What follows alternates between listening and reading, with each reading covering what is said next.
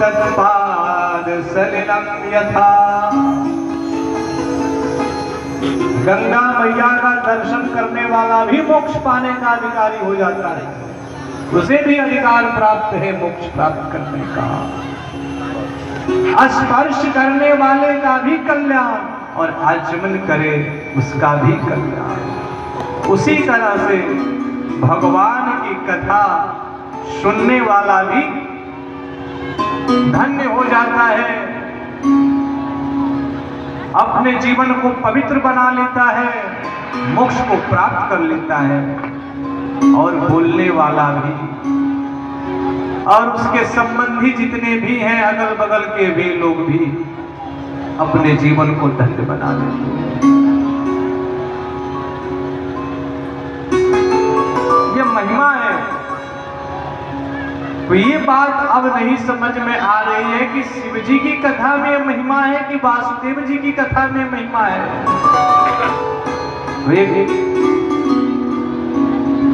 संता ने एक भजन गाई है, कभी राम बन के, वही परमात्मा कभी राम जी के रूप में कभी शंकर जी के रूप में हैं, तो एक ही परमात्मा आते हैं भक्तों की मनोकामना पूर्ण करने के लिए। कभी राम बन के कभी श्याम बन के चले आना प्रभु जी चले आना। कभी राम बन के कभी श्याम बन के चले आना प्रभु जी चले आना। प्रभु राम के रूप में आना, प्रभु राम के रूप में आना। वो स्वामी जी कह रहे हैं कि मेरे लिए आप श्री राम जी के रूप में आ जाओ। प्रभु राम के रूप में आना। धनुष हाथ लेके सीता साथ लेके चली आना प्रभु जी चली आना। धनुष हाथ लेके श्याम बनेके चली आना प्रभु जी चली आना। आगे बढ़ाते हैं।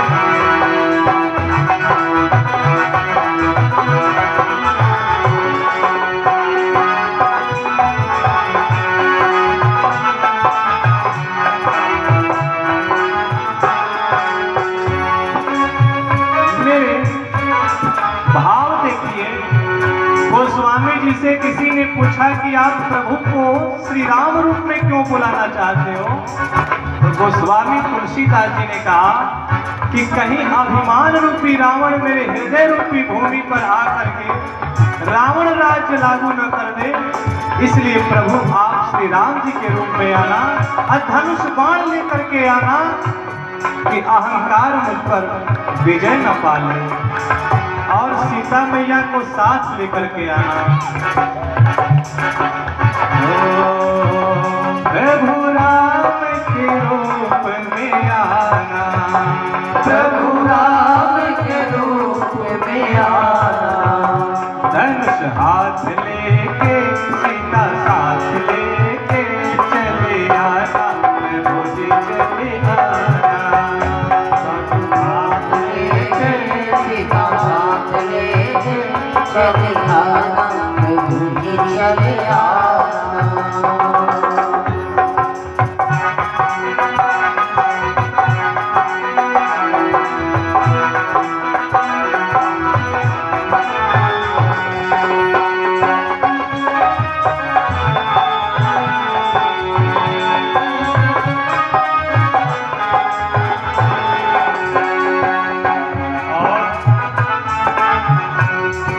और संतों ने कहा कि मुझे राम रूप पसंद नहीं है, मेरे लिए आप श्याम बन करके आओ, घनश्याम बन करके आओ।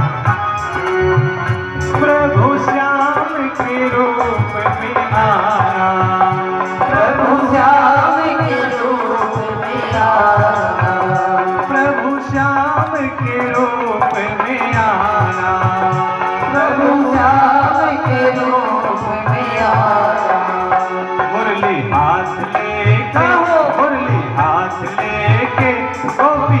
हाथ लेके चली आना, प्रभु जी चली आना।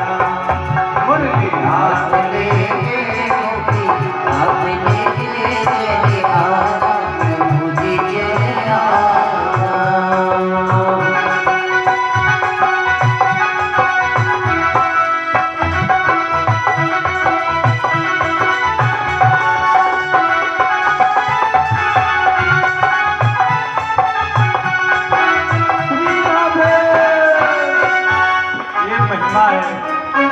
पूरा पूरा नहीं, थोड़ा थोड़ा, पूरा पूरा भजन होगा, समय कम है। इस भजन का संबंध है भगवान से, अध्यात्म से। वह परमात्मा कभी राम जी के रूप में, तो कभी श्याम के रूप में, कभी बाबा विश्वनाथ के रूप में भक्तों के जीवन में आते हैं। जिस रूप में भक्त बुलाता है, प्रभु उसी रूप में आते हैं। कृष्ण शब्द की व्याख्या करते हैं गर्गाचार्य जी संगीता में, ककारो कमलाकांतः ऋकारो राम इत्यपि। कृष्ण कहने मात्र से राम जी पूर्ण ब्रह्म है, तो भगवान श्री कृष्ण पूर्णतम ब्रह्म है।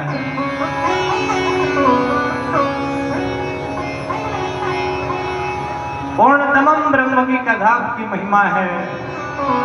कहा तो विष्णु भगवान का बोध हो गया, और उसमें रिकार लगा दिया तो श्री राम जी का बोध हो गया। और उसके बाद जो मूर्धन्य स है, तो स से षण होता है, जिसमें 6 गुण विद्यमान हो, उसे भगवान कहते हैं। तो भगवान श्री कृष्ण भगवान है। नर नारायणादि ऋषि णकार इति नर नारायणादि ऋषि भी भगवान अद्भुत है। भगवान श्री कृष्ण जैसा कोई भक्त भी नहीं, महात्मा भी नहीं।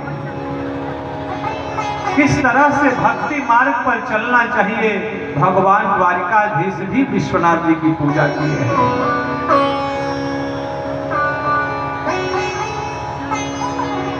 तो प्यारे मित्रों, सज्जनों, समय से पहले सावधानी जरूरी है। वो मौत वाली आंधी आए ना, उससे पहले सावधानी रहनी चाहिए। क्योंकि 6 सूत्रों में ही ये संसार बंधा हुआ है। उत्पन्न होना, रहना, बढ़ना, घटना, बदलना और नष्ट हो जाना।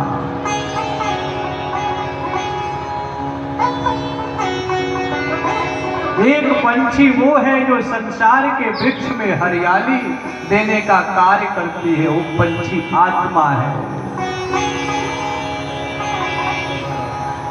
एक पंछी वो है जो उस हरियाली का भोग करती है, मन रूपी पंछी मन। अंतर यही है कि एक जोगी है तो एक भोगी है। भोगी कभी रोता है, कभी हंसता है, और आनंद जो आत्मा है, आत्मा परमात्मा है। इसलिए परमात्मा के होठ पर कभी क्रोध नहीं दिखता, मुस्कान ही मुस्कान है। बोलो राधे राधे। जय श्री राम। सुखाद्युपलब्ध साधन इंद्रियम मनः। काम बन गया तो मन खुश हो गया, कार्य बिगड़ गया तो मन दुखी हो जाता है। मन भोगी है, इसीलिए तो मन में रोग लगता है, मन रोगी हो जाता है। और आत्मा जोगी है। न ठंड में न आत्मा ठिठुरती है, न गर्मी में तड़पती है। आत्मा परमात्मा है। आत्मा परमात्मा चेति तत्र ईश्वरः सर्वज्ञः परमात्मा एकेव जीवस्तु प्रति शरीरो भिन्नो विभुर्नित्यश्च। समय की परिधि पर ध्यान देते हुए इधर महाभारत युद्ध के लिए महाराज जी वाला कम करिए फिर। शंख ध्वनि हो गई।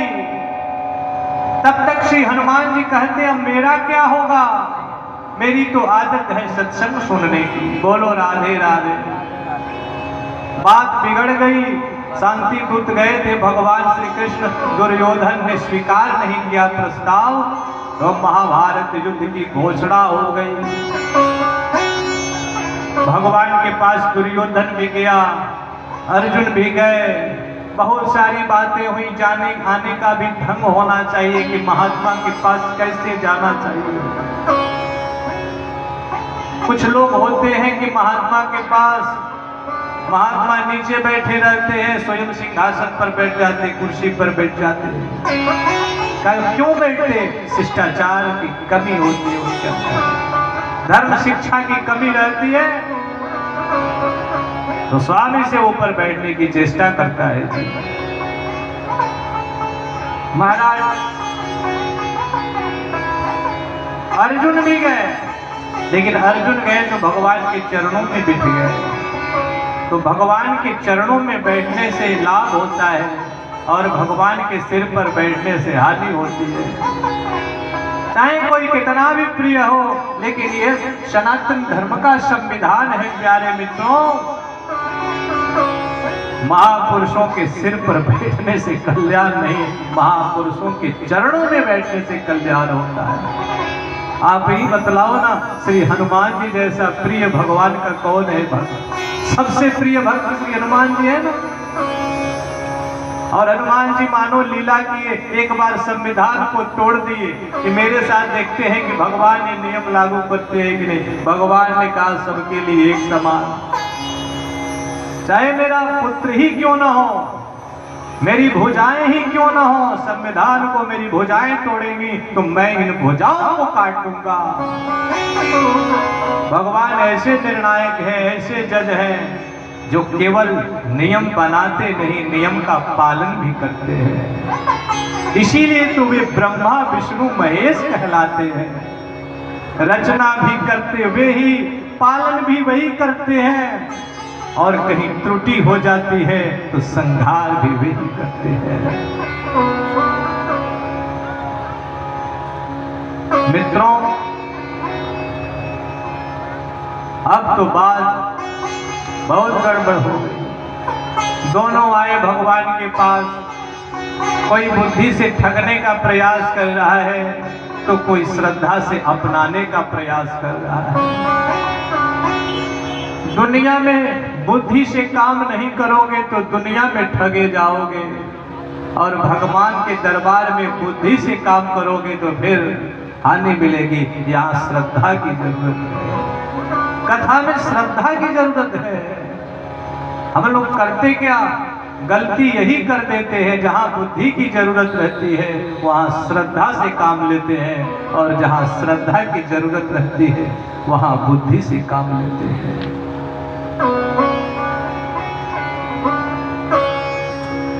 दुनिया में कोई संबंध सुनिश्चित करना हो तो बुद्धि से काम लेना, नहीं तो दुनिया में ठगे जाओगे।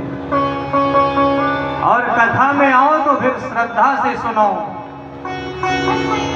भले वक्ता विद्वान हो या ना हो, यदि कथा में श्रद्धा है तो कथा आपको तार देगी।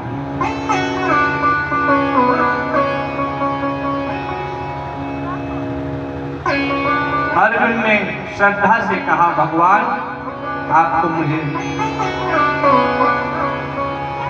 अपनाना है, मैं आपको अपनाने के लिए आया हूं, आप मेरा साथ दो, मेरे साथ रहो।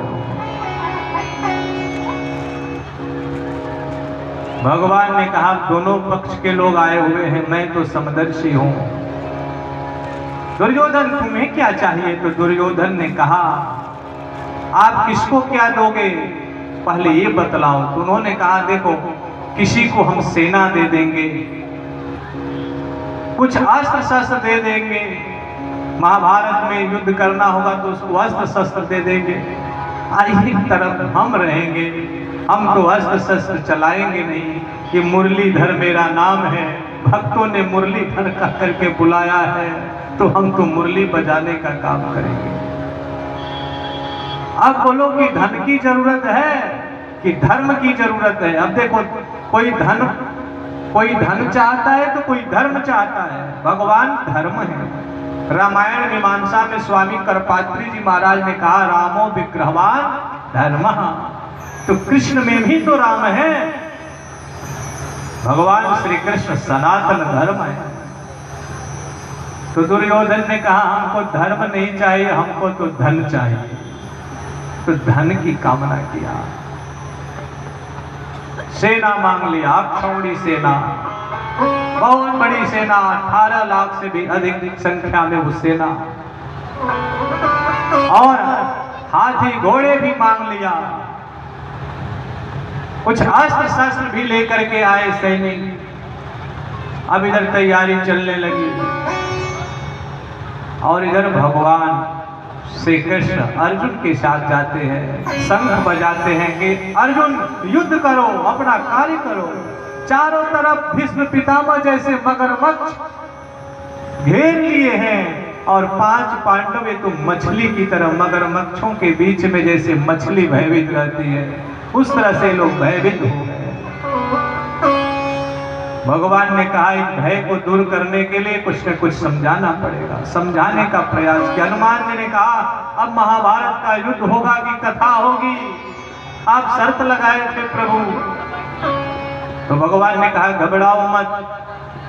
गाय दूध कब देती है? जब बछड़े पहले उसमें मुख लगाता है स्तन में।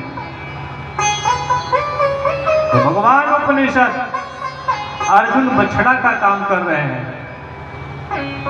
अर्जुन ने प्रश्न किया, भगवान ने श्रीमद् भगवत गीता सुना दिया और हनुमान जी महाराज झंडे में ही बैठकर कथा सुन लिए। संविधान टूटा कि नहीं? अब जो हनुमान जी की ध्वजा है वो ऊपर है, रथ के ऊपर। आनंद तो बहुत मिला। भगवान की कथा सुन लिए, खिलखिला करके मुस्कुराने लगे और अर्जुन कई तरह के प्रश्न किए, प्रश्नों का समाधान दिए और समाधान करने के बाद अर्जुन युद्ध करना प्रारंभ करते हैं। अंततोगत्वा श्री हनुमान जी ने कहा, अरे मैंने भी सुन लिया श्रीमद् भगवत गीता। कहाँ बैठ करके सुने? तो रथ के ऊपर बैठ करके सुने। संविधान तोड़ा है तू, भले मेरा प्रिय भक्त है, तुम्हें प्रेत बनना पड़ेगा। प्रेतों जैसा व्यवहार है।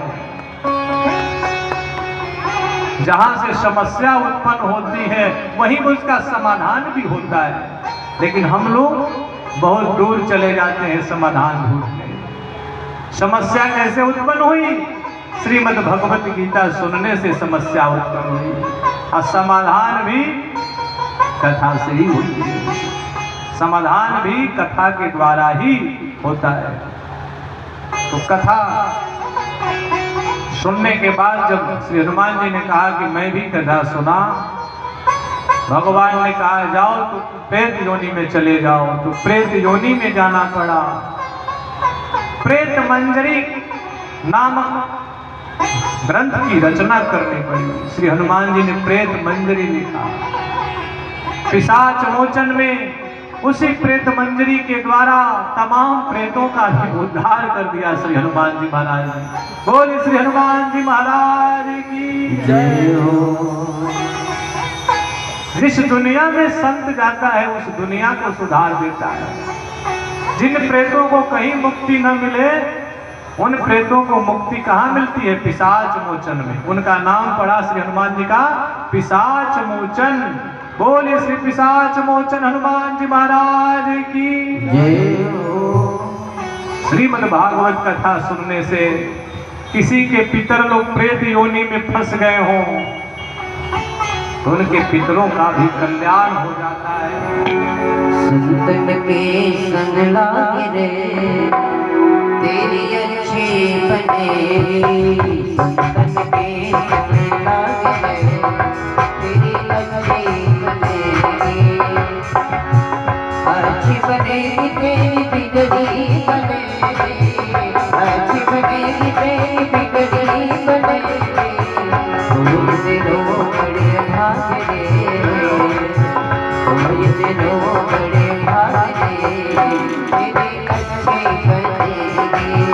संतन के संग लागे तेरी अच्छी बनेगी। संतन संग करे पूर्ण कमाई, संतन संग करे पूर्ण कमाई। राम चरण नूरा करे, राम चरण नूरा करे तेरी अच्छी बनेगी। संतन के संग लागे तेरी अच्छी बनेगी।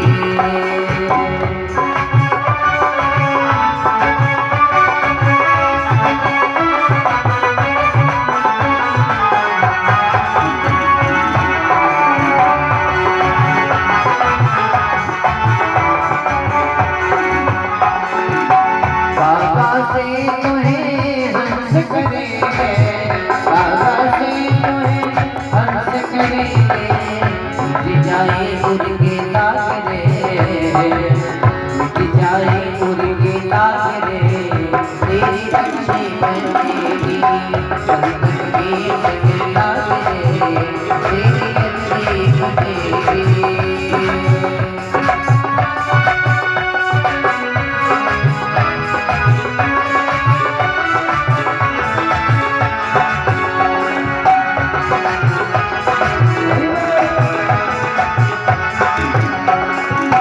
मोहनी सामे बहुत दिन सोए, मोहनी सामे बहुत दिन सोए।